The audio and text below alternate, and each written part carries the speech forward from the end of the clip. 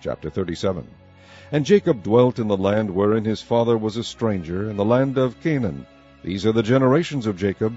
Joseph, being 17 years old, was feeding the flock with his brethren, and the lad was with the sons of Bilhah, and with the sons of Zilpah, his father's wives, and Joseph brought unto his father their evil report.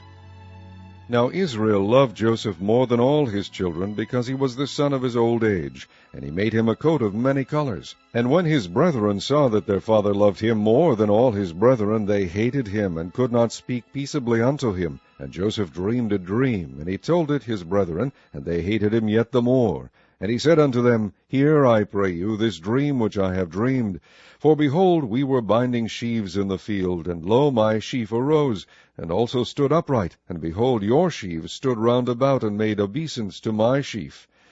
And his brethren said to him, Shalt thou indeed reign over us, or shalt thou indeed have dominion over us? And they hated him yet the more for his dreams and for his words. And he dreamed yet another dream, and told it his brethren, and said, Behold, I have dreamed a dream more. And behold, the sun and the moon and the 11 stars made obeisance to me. And he told it to his father and to his brethren. And his father rebuked him, and said unto him, What is this dream that thou hast dreamed? Shall I and thy mother and thy brethren indeed come to bow down ourselves to thee to the earth?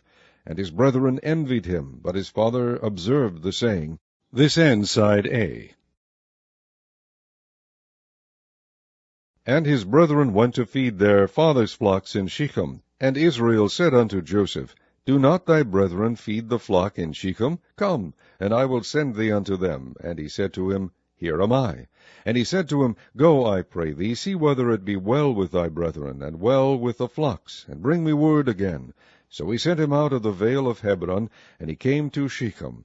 And a certain man found him, and behold, he was wandering in the field. And the man asked him, saying, What seekest thou?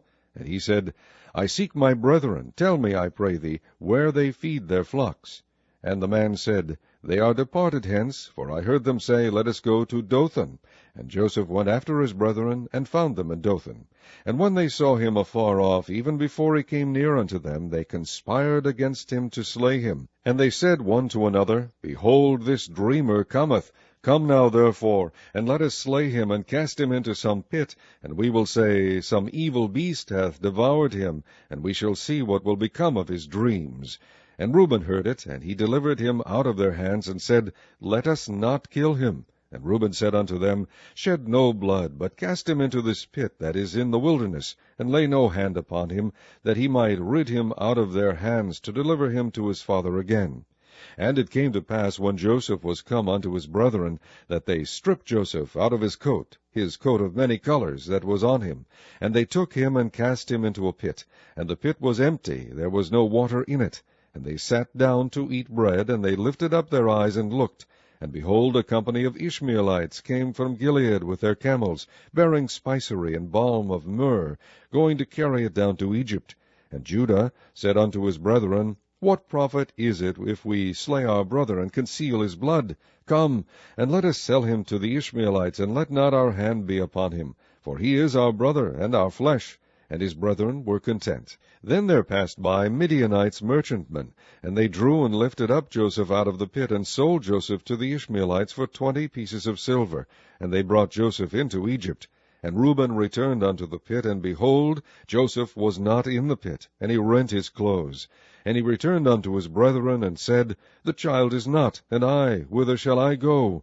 And they took Joseph's coat, and killed a kid of the goats, and dipped the coat in the blood. And they sent the coat of many colors, and they brought it to their father, and said, This have we found. Know now whether it be thy son's coat or no. And he knew it, and said, It is my son's coat. An evil beast hath devoured him. Joseph is without doubt rent in pieces. And Jacob rent his clothes, and put sackcloth upon his loins, and mourned for his son many days. And all his sons and all his daughters rose up to comfort him. But he refused to be comforted, and he said, For I will go down into the grave unto my son mourning. Thus his father wept for him. And the Midianites sold him into Egypt unto Potiphar, an officer of Pharaoh's, and captain of the guard.